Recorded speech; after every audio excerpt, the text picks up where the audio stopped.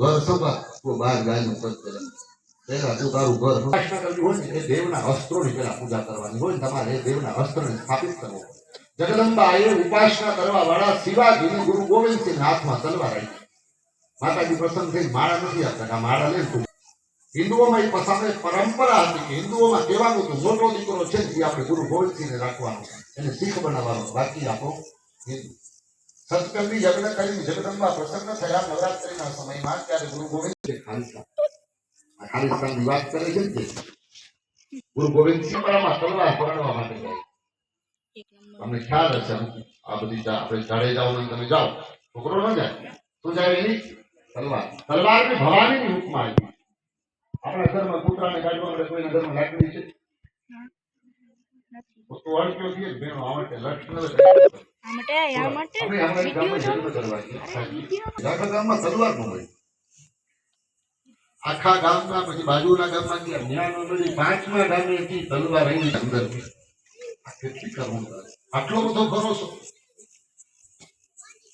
આવો ભરોસો નો મેં નક્કી કર્યું છે કે હું આશ્રમ સ્થાપિત કરું છું ભગવાનની દયા આપશે પછી કારણ કે મારે કોઈ પાસે રૂપિયો લઈને આશ્રમ નથી બનાવવો મને ખબર છે તું ઉભો રહે મુખ્ય સ્થાનો છું ત્યાં જે યુદ્ધ ચાલે છે પછી લોકોએ કીધું ઘર આપણી પાસે કોઈ રસ્તો જ નથી લડવા આપણે લડશું નહીં તો બચી નહીં શકીએ અને એવું લડે છે કોઈની તાકાત નથી કે એની સામે કોઈ નજર કરી શકે એક દિવસમાં જવાબ આપતા અને કોઈ પણ ધર્મની સંસ્થાપના જે સમાજ ધર્મ યુદ્ધ ન લડી શકતો જેની પ્રજા લડાયક ન હોય એ કોઈ દિવસ ધર્મનું સંરક્ષણ કરી જ ન શકે આપણે કોઈના ભરોસે બેઠા છીએ બધા એટલી બધી પરિસ્થિતિ ખરાબ છે વાત આપણે બધા મારે તમને એનાથી કોઈ જીવડાવવા માટે હું નથી આવ્યો પણ બહાર આખી દુનિયામાં ફરતા અનેક સારા માણસોને મળતા વિદ્વાનોનો સંસર્ગ કરતા કે આપણી નારાયણ બલીમાં આપણું શ્રાદ્ધ આપણે કરીને જવું પડશે આપણી પાછળ કોઈ કરવા વાળું બચવાનું કદાચ કરવું હશે તો કરી શકશે એવી સ્થિતિ નહીં હોય જે કાશ્મીરમાં સ્થિતિ છે જે બંગાળમાં સ્થિતિ છે તમને એવું લાગે છે કચ્છ પૂરું છે નહીં પૂરું મને બહુ વધારે બેઠા મને એક એવી ઈચ્છા છે કે મારો ક્ષત્રિય સમુદાય સમાજ એટલું મજબૂત હોવું જોઈએ મેં હમણાં જોયું એક દિવસે છોકરાની શિખા જોઈ તૂટી ગઈ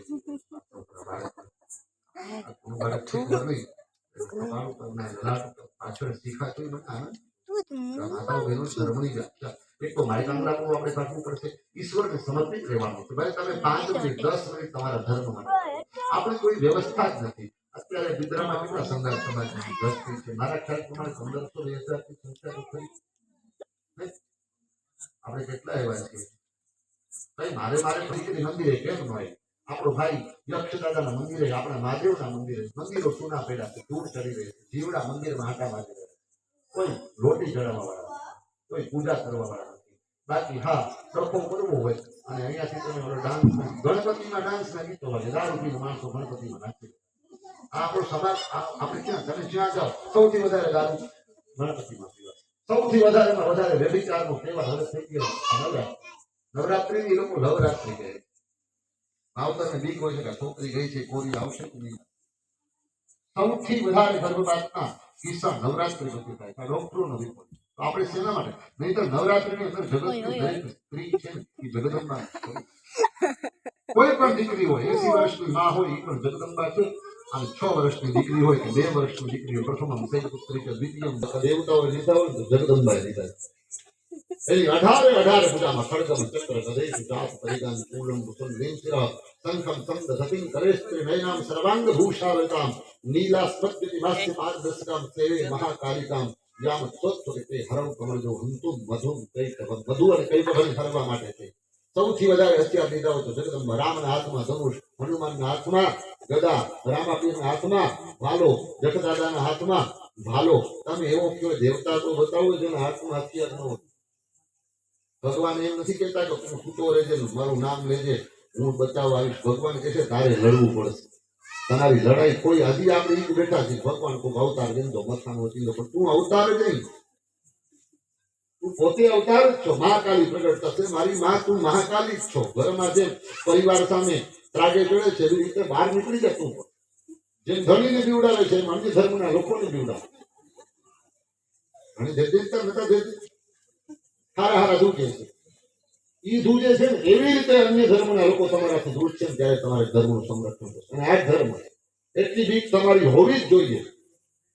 કે તમારા પડકારાથી ઘરમાં વાતાવરણ શાંત થઈ જાય છે ને. તો એક હિન્દુ દીકરીનો પડકારો થાય ને તો સમાજમાં શાંતિ થઈ જોઈએ. હવે ભાઈ ઊભું થઈ મને પાંચો તમને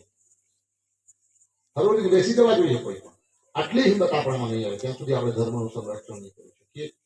વિકાસ વિકાસ વિકાસ પૈસાને શું કરશો? આપણે મકાન બનાવીએ છીએ અમુક લોકો કહીએ છીએ ભલે બનાવી જાય પાના બનાવી કારણ કે લઠ વેચીને ખાલી કઢીએ લઈ જાય. અહીં 100 એકરની જમીન બનાવે તો વાડી આંધી અમુક જગ્યાએ પાંધીએ પાંધો પોતરો એની લખતો મેં પાકિસ્તાની ઓલા આવેલા લુવાણા સિંધી લુવાણામાં કથા કરી એ લોકો ત્યાંનું વર્ણન કર્યું કે મારે તમારી 400 એકર જમીન હતી સિંધુ નદીના પાણી પાતા હતા અમને એમ કે આ તો અમારા નોકર છે અમને શું કરશે પણ જયારે વારો આવ્યો ત્યારે નોકરે પાવડાવથી મારા બાપનું માથું કાપી નાખ્યું મારી બહેનની ઇજ્જત લૂંટી અને 400 એકર જમીન મૂકીને હું પહેરેલે ડુંગળે ભારતમાં આવ્યા. તમને એમ લાગે આ તો શું કરી શકશે? તો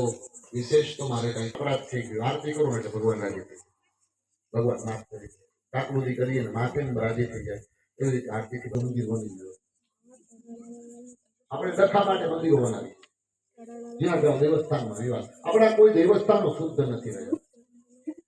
આપણને કોઈ પણ જગ્યાએ જઈને હાથમાં કોઈ મીઠાઈ આપે તો બીક લાગે પણ ભ્રષ્ટતા નથી.